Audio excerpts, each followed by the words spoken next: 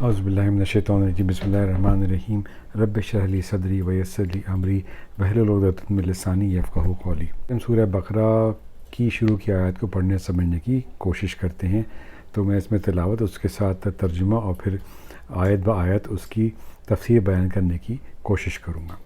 اور یہ ساری جو تفسیر ہے یا آیات ہیں یہ میں تقی عثمانی کی جو تفسیر کی کتاب ہے اس سے پڑھ رہا ہوں۔ تو شروع کرتے ہیں۔ بسم اللہ الرحمن الرحیم۔ الف لام میم ذالک الکتاب لا ریب فیہ ھدی للمتقین۔ شروع اللہ کے نام سے جو بہت مہربان۔ الف لام میم، یہ کتاب ایسی ہے کہ اس میں کوئی شک نہیں۔ مختلف صورتوں کے شروع میں یہ حروف اسی طرح الگ الگ نازل ہوتے رہے ہیں، ان کو حروف مقطعات کہتے ہیں، اور صحیح بات یہ ہے کہ ان کا ٹھیک ٹھیک مطلب اللہ تعالیٰ کے سوا کسی کو معلوم نہیں۔ یہ اللہ تعالیٰ کی کتاب کا ایک راز ہے جس کی تحقیق میں ہمیں پڑھنے کی ضرورت نہیں، اور عقیدہ یا عمل کا کوئی مسئلہ ان کے سمجھنے پر موقوف نہیں۔ دوسری بات جو کہی گئی ہے وہ یہ کہی گئی ہے کہ اس کتاب کی ہر بات کسی شک و شبے کے بغیر درست ہے۔ انسان کی لکھی ہوئی کسی کتاب کو 100% شک سے بالاتر نہیں سمجھا جا سکتا، کیونکہ انسان کتنا ہی بڑا عالم ہو اس کا علم محدود ہوتا ہے اور اکثر اس کتاب کے ذاتی گمان پر مبنی ہوتا ہے۔ لیکن چونکہ یہ کتاب اللہ تعالیٰ کی ہے جس کا علم نامحدود ہے اور 100% یقینی ہے، اس لیے اس میں کسی شک کی گنجائش نہیں۔ کسی کو شک ہو تو یہ اس کی ناسمجھی کی وجہ سے ہو سکتا ہے، کتاب یہ کوئی بات والی شک والی نہیں ہے۔ اگلی بات جو اس میں بتائی گئی ہے وہ یہ ہے کہ اگرچہ قرآن کریم میں صحیح راستہ ہر ایک کو دکھایا ہے، خواہ وہ مومن ہو یا کافر ہو، اس لیے اس معنی کے لحاظ سے اس کی ہدایت سب کے لیے ہے، لیکن نتیجے کے اعتبار سے دیکھا جائے تو اس ہدایت کا فائدہ انہی کو پہنچتا ہے جو اس کی بات کو مان کر اس کے تمام احکامات اور تعلیمات پر عمل کرے۔ اس لیے یہ فرمایا گیا ہے کہ یہ ہدایت ہے ڈر رکھنے والوں کے لیے جو بے دیکھی چیزوں پر ایمان لاتے ہیں۔ ڈر رکھنے کا مطلب یہ ہے کہ انسان یہ بات ہمیشہ پیش نظر رکھے کہ اسے ایک دن اللہ کے حضور اپنے تمام اعمال کا جواب دینا ہے، لہٰذا مجھے کوئی ایسا کام نہ کرنا چاہیے جو اس کی ناراضگی کا باعث ہو۔ اسی خوف اور دھیان کا نام تقویٰ ہے۔ بے دیکھی چیزوں کے لیے قرآن کریم میں غیب کا لفظ استعمال فرمایا ہے، اس سے مراد وہ چیزیں ہیں جو بے دیکھی چیزوں پر ایمان لاتے ہیں۔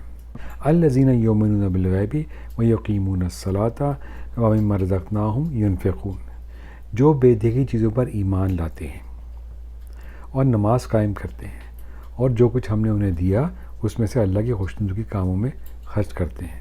بے دیکھی چیزوں کے لیے قرآن کریم میں غیب کا لفظ استعمال فرمایا ہے، اس سے مراد وہ چیزیں ہیں جو آنکھوں سے دکھائی نہیں دیتی، نہ ہاتھ سے چھو کر یا ناک سے سونگھ کر انہیں محسوس نہیں کیا جا سکتا، بلکہ وہ صرف اور صرف اللہ تعالیٰ کی وحی کے ذریعے معلوم ہوتی ہیں۔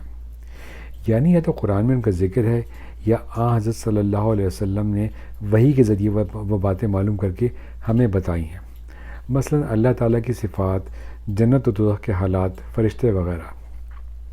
یہاں اللہ کے نیک بندوں کی تعریف کی جا رہی ہے کہ یہ لوگ صرف اللہ تعالیٰ اور اس کے رسول صلی اللہ علیہ وسلم کے ارشادات پر یقین کر کے ان چیزوں کو دل سے مانتے ہیں جو انہوں نے آنکھوں سے نہیں دیکھی۔ یہ دنیا چونکہ امتحان کی جگہ ہے، اس لیے اگر یہ چیزیں آنکھوں سے نظر آ جاتی ہیں اور پھر کوئی شخص ان پر ایمان لاتا تو کوئی امتحان نہ ہوتا۔